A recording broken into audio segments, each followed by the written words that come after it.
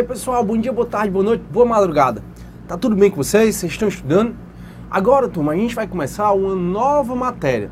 Não é um novo módulo porque tudo está dentro de noções introdutórias.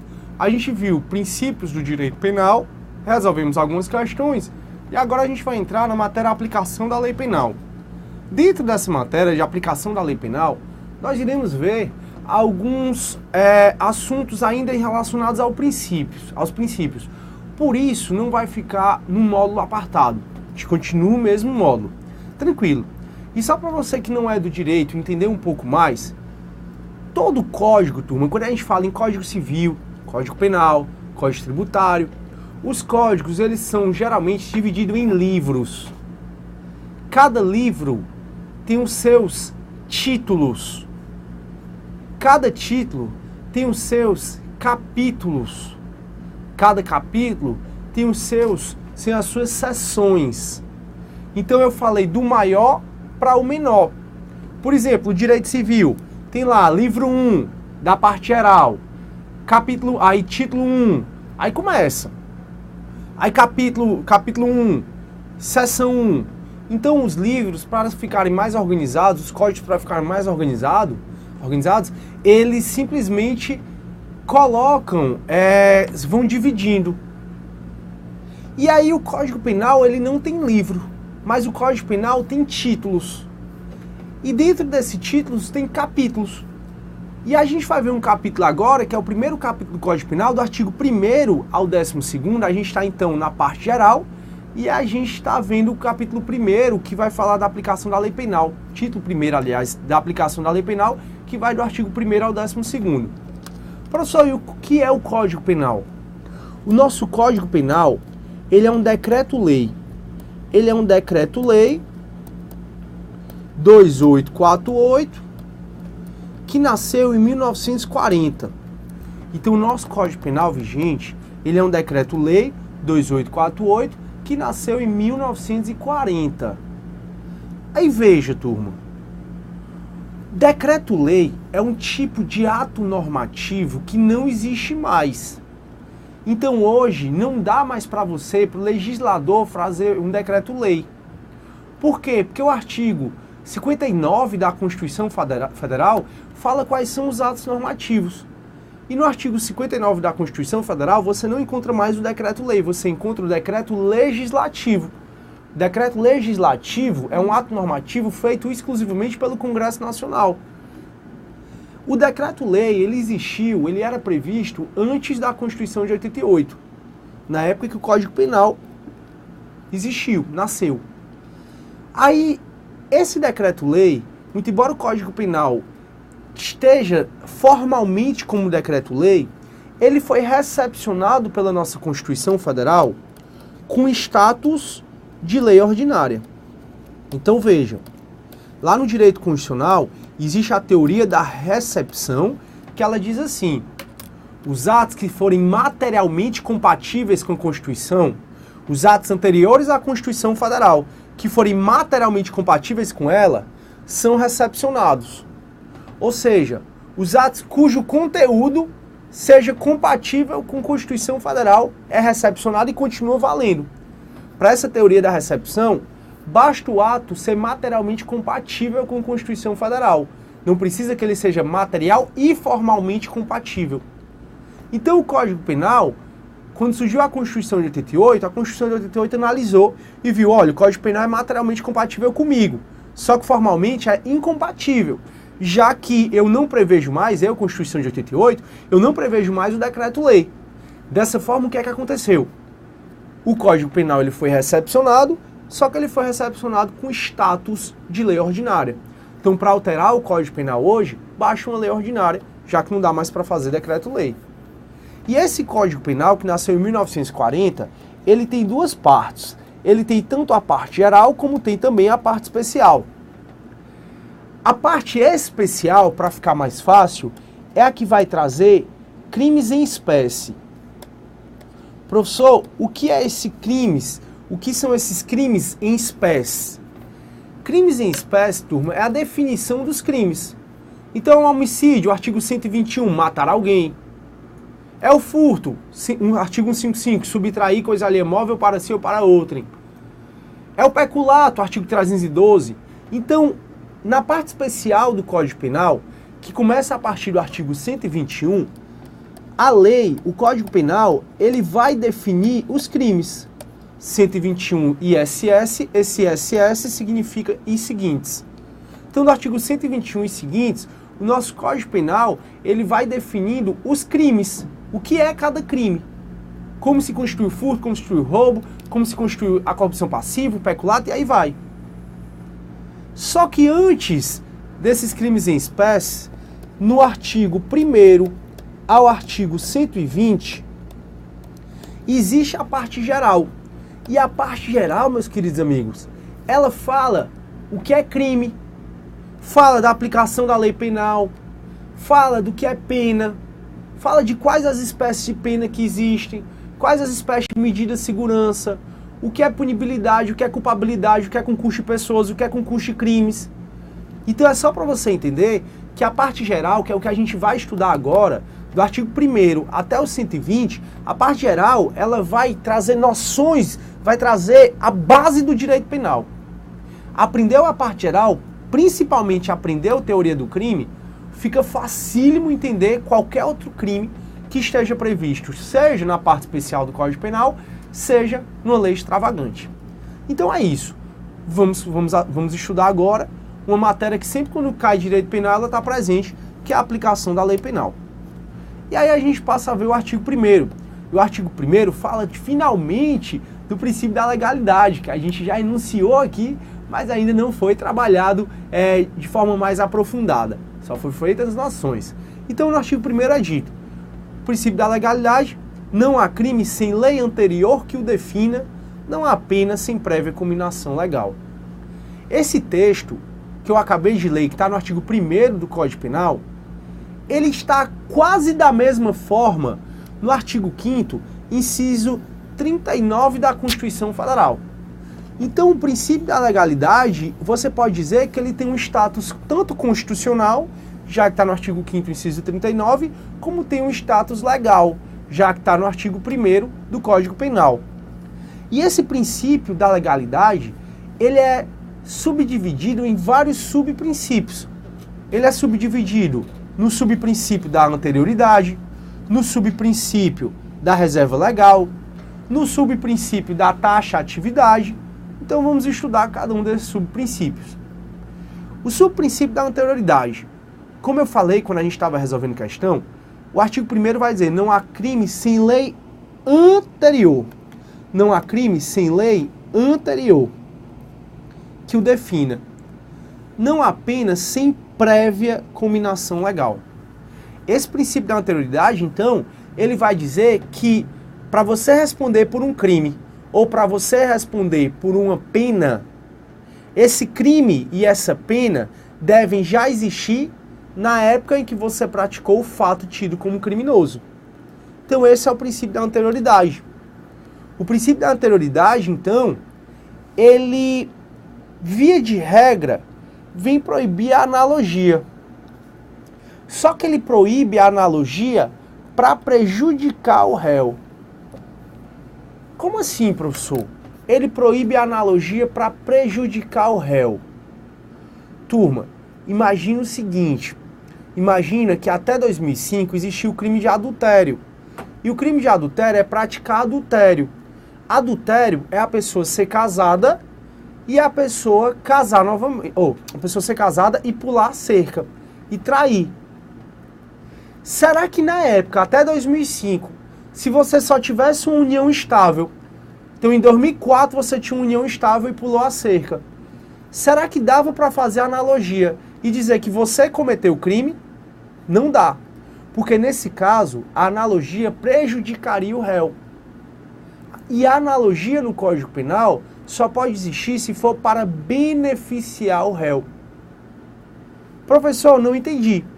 Veja, lá no artigo 128 do Código Penal, é dito assim: pode-se fazer aborto desde que praticado por médico, o aborto decorrente de estupro e o aborto decorrente quando há grave risco quando há risco de morte para a gestante. Então, no Brasil, é proibido o aborto. Pode se fazer em 2 casos, que estão no 128. O primeiro é o aborto decorrente de estupro e o aborto decorrente o aborto quando há grave risco de morte para a gestante. Aí veja, até 2009 existiu o crime de atentado violento ao pudor. Atentado violento ao pudor estava previsto até 2009 no artigo 214 do Código Penal. O estupro que estava e continua estando no 213, na época, antes de 2009, antes da lei 12.015 de 2009, o estupro era você constranger mulher a ter conjunção carnal. Já o atentado violento ao pudor é você constranger qualquer pessoa mediante violência ou grave ameaça. Que violência ou grave ameaça tinha e tem também no estupro? No estupro, constranger mulher mediante violência ou grave ameaça a ter conjunção carnal. O atentado violento ao pudor, antes de 2009, era você constranger qualquer pessoa a praticar ato libidinoso diverso da conjunção carnal, e esse ato libidinoso tinha constrangimento e tinha grave ameaça. Aí imagina uma gravidez que foi decorrente de atentado violento ao pudor, antes de 2009, repito. Nesse caso, podia a gestante fazer aborto? Falam muito aí de uma tal de gravidez nas coxas. O que é gravidez nas coxas? A pessoa, o homem, o cara, vai e goza nas coxas da mulher e vamos supor que ela fique grávida com isso. Bom, já ouvi falar, vocês já ouviram falar com certeza também. Imagina nessa época, então, que a mulher ficava grávida de um atentado violento ao pudor e não do estupro. Será que se essa mulher fizesse aborto, ela teria que ser processada por aborto? Já que o artigo 128 diz que não se pune o aborto desde que a gravidez seja do estupro? Não. Nessa época a jurisprudência aceitava fazer a analogia dizendo assim, ora, se ela ficou grávida do atentado violento ao pudor, dá pra gente fazer uma analogia beneficiando o réu. O réu quem era? A mulher que praticou aborto. Então a gente beneficia ela equiparando, fazendo uma analogia do aborto ao atentado violento ao pudor. Hoje em dia não tem mais essa discussão, porque depois da lei 12.015 de 2009, o atentado violento ao pudor, que estava no artigo 214, e o estupro, eles se fundiram. E tudo virou estupro. Então hoje estupro é você constranger qualquer pessoa, a mediante violência ou grave ameaça, a ter conjunção carnal ou qualquer outro ato libidinoso. Então hoje, se uma pessoa é constrangida, maior de 14 anos, a gente ainda vai estudar tudo isso aí, a ter conjunção carnal mediante violência ou grave ameaça ou qualquer outro ato libidinoso, a se masturbar, a ser masturbada, aí a gente ainda vai estudar tudo isso, aí tudo é estupro. Então, o princípio da anterioridade, ele vem da aplicação da analogia para prejudicar o réu, mas pode existir analogia para beneficiar o réu. Beleza. E o princípio da reserva legal? O princípio da reserva legal, ele está representado por essas 2 palavrinhas aqui no artigo. Então, não há crime sem lei anterior que o defina. O princípio da reserva legal, que alguns chamam de princípio da legalidade em sentido estrito, tá aqui onde eu estou sublinhando de verde. Não há crime sem lei anterior que o defina. Não há pena sem prévia combinação legal. E isso significa algo que eu já anunciei. O crime ele só pode ser feito mediante lei, e lei em sentido estrito. Essa lei, ela deve ser uma lei emanada do poder legislativo. E essa lei que pode trazer crime, que pode trazer pena, é uma lei ordinária. Professor, mas você falou que o crime pode ser trazido por lei ordinária e por lei complementar. Pode? Pode sim. E qual é a diferença de lei ordinária para lei complementar? Já que, como eu prometi, esse curso é para quem não sabe nada de direito e para quem sabe muito de direito. E aí eu vou nivelá-los e aí a gente vai aprofundar junto. Então, qual é a diferença de lei ordinária para lei complementar? São 2 diferenças. A primeira, pessoal, é o conteúdo. A Constituição Federal, ela, quando quer que uma matéria seja tratada por meio de lei complementar, ela expressamente fala: essa matéria vai ser tratada por meio de lei complementar.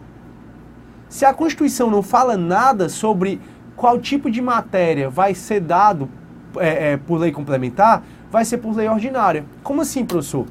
Eu disse, turma, que o artigo 22, inciso 1 da Constituição diz que compete privativamente à União legislar sobre direito penal.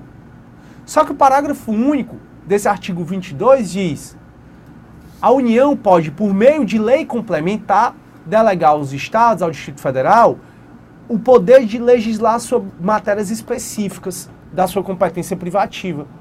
Então veja que o artigo 22, parágrafo único da Constituição fala expressamente que se a União quiser delegar matéria específica para ser legislada pelo Estado ou Distrito Federal, ela tem que fazer por meio de lei complementar.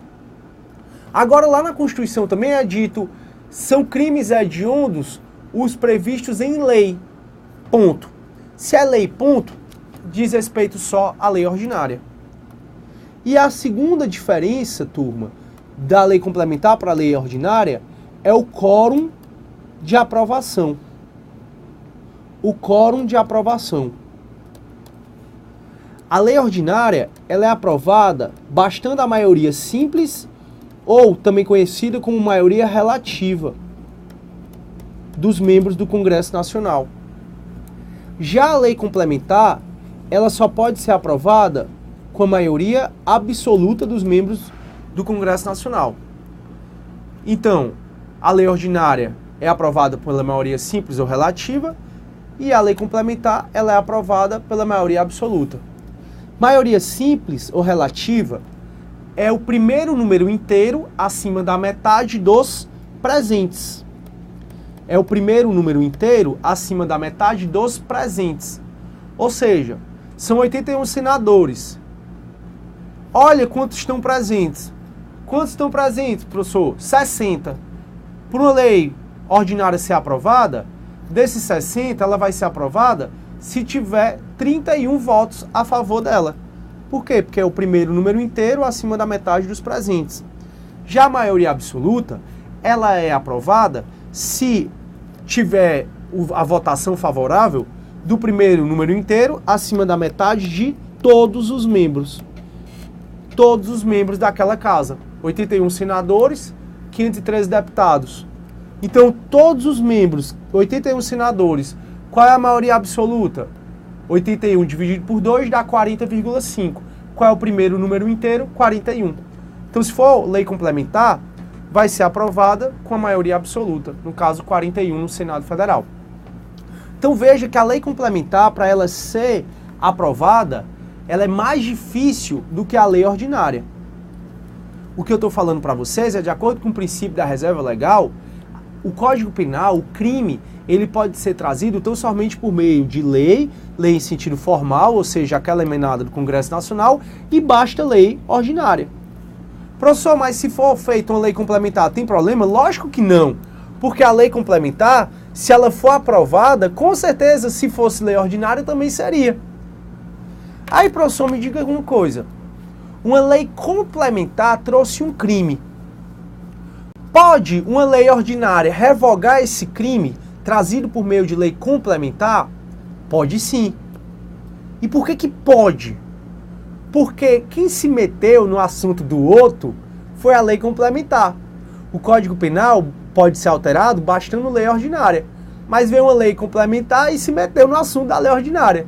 Para essa lei complementar ser revogada, basta uma lei ordinária. Então o princípio da reserva legal, além de dizer que o crime só pode ser previsto por meio de lei, a pena só pode ser prevista por meio de lei, esse princípio, ele proíbe, como nós já vimos na questão, a edição de medidas provisórias, trazendo crime ou trazendo pena. Então lá no artigo 62, parágrafo 1º, inciso 1, a linha B de bola, da Constituição Federal, artigo 62, parágrafo 1º, inciso 1, a linha B de bola, diz que é proibido medida provisória versar sobre direito penal. Então, a medida provisória que versa sobre direito penal, ela é inconstitucional. Medida provisória que trouxe crime, inconstitucional. E, turma, esse princípio da reserva legal, além de proibir que um crime ou uma pena seja trazida por meio de medida provisória, proíbe que um crime ou uma pena seja também trazida pelo costume. Um costume, ele não pode nem criar crimes e nem revogar crimes. Porque só quem cria crimes e só quem revoga crimes é uma lei, como nós já falamos. Uma lei ordinária no caso. Professor, eu sei, ou eu ouvi falar, que existe uma contravenção penal, que é a contravenção penal de jogo do bicho. E aí, professor, eu vi que em vários cantos da minha cidade tem o Para Todos, tem aqueles jogos do bicho. Quer dizer que o costume revogou essa contravenção penal? De jeito nenhum. Costume, ele não traz crimes, nem nenhuma infração penal, e costumes também não revoga crime e nem nenhuma infração penal. Por isso, pessoal, que o adultério só deixou de ser crime em 2005. O adultério, ele foi crime previsto no artigo 240, de 1940 até 2005. Só que, ultimamente, os tempos estão muito modernos, né? E, infelizmente, acontece com alguma frequência o adultério. Aí quer dizer que o costume revogou o adultério? Não. O adultério, ele só deixou de ser crime a partir de 2005, quando veio uma lei tirando o adultério como crime.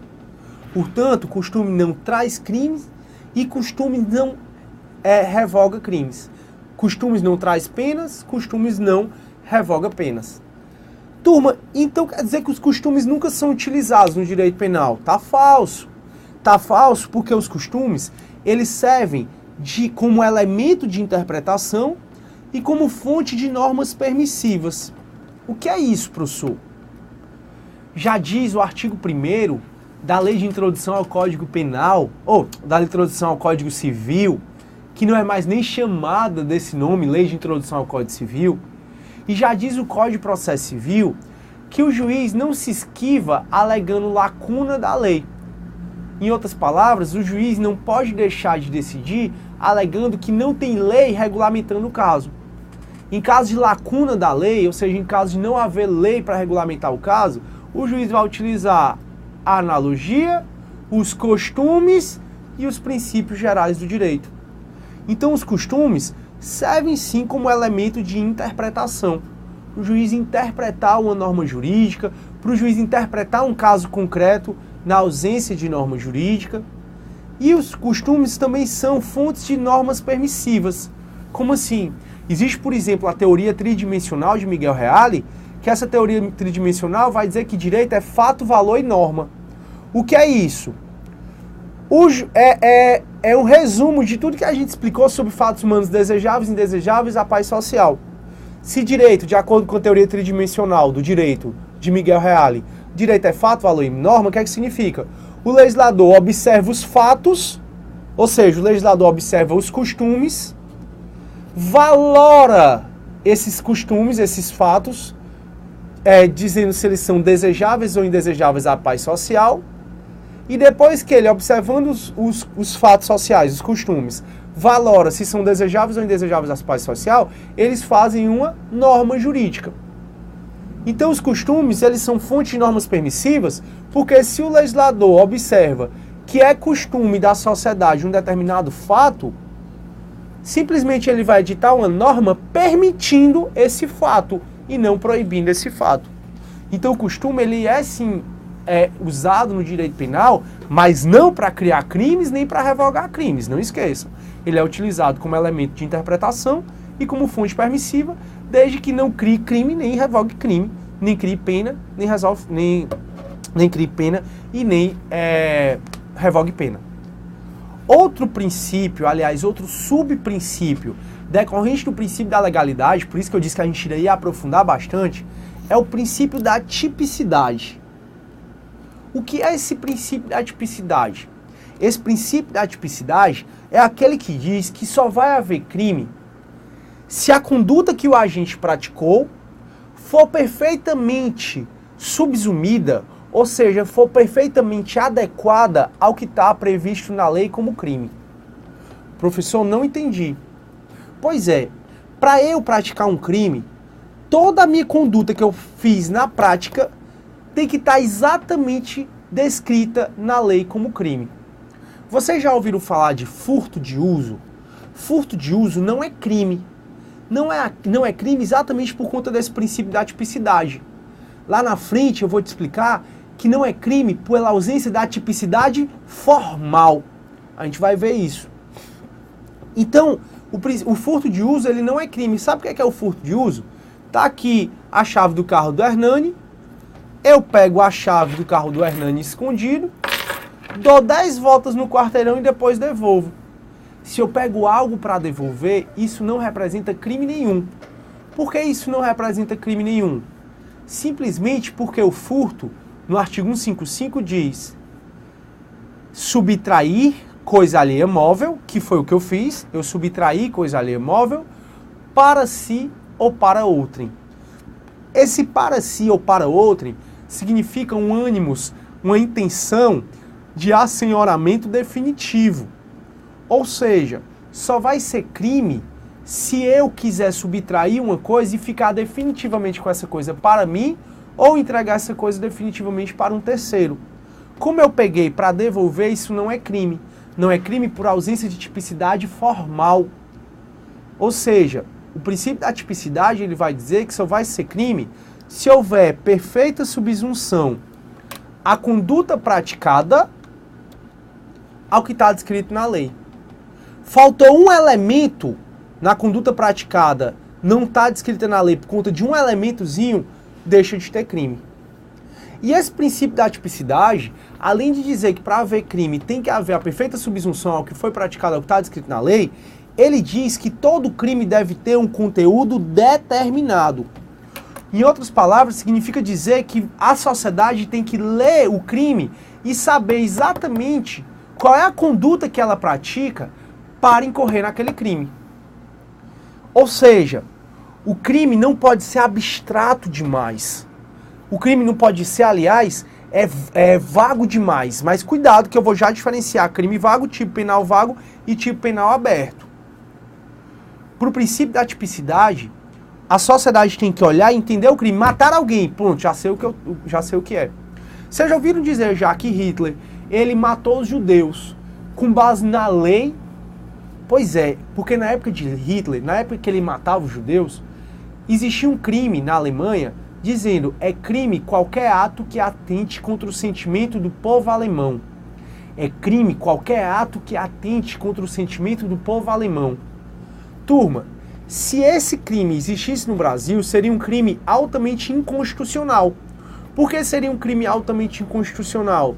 Exatamente por ferir o princípio da tipicidade, porque é muito abstrato, é muito vago você ler qualquer ato que atente contra o sentimento do povo alemão. Como assim, gente? Tantos atos eu posso encaixar aqui e aí tá violando o princípio da tipicidade. Por isso que nossos crimes são perfeitamente definidos. Matar alguém, subtrair coisa alheia móvel para si ou para outro, constranger alguém mediante violência ou grave ameaça, até conjunção carnal ou qualquer ato libidinoso. Então nossos crimes, você olha, lê e sabe como é que você incorre nele. Não é algo abstrato demais. Mas existe um crime aqui no Brasil que a doutrina olha e diz que ele é inconstitucional. Mas o jurisprudência, o Supremo, ele diz que não é inconstitucional não. Portanto, continua valendo. Sabe qual é esse crime? É o crime tipificado no artigo 3º da Lei de Abuso de Autoridade. A Lei de Abuso de Autoridade é a Lei 4898 de 1965. Lei 4898 de 1965. E no artigo 3º é dito lá: constitui abuso de autoridade qualquer atentado a 1. Vida, 2. Liberdade, 3. Patrimônios, 4. Integridade física. Então, quando ele diz lá, constitui abuso de autoridade qualquer ato que atente à vida, é muito genérico, turma. Qualquer ato de uma autoridade, claro, que atente à liberdade, é muito genérico. Aí a doutrina critica, dizendo que viola esse princípio da tipicidade. Só que o Supremo, ele diz que é constitucional. Então, se o Supremo diz que é constitucional, tá valendo. Então, turma, entendido isso, na próxima aula eu vou começar diferenciando o crime vago do tipo penal vago e do tipo penal aberto. Então eu fico por aqui, até a próxima aula. Tchau, tchau, galera.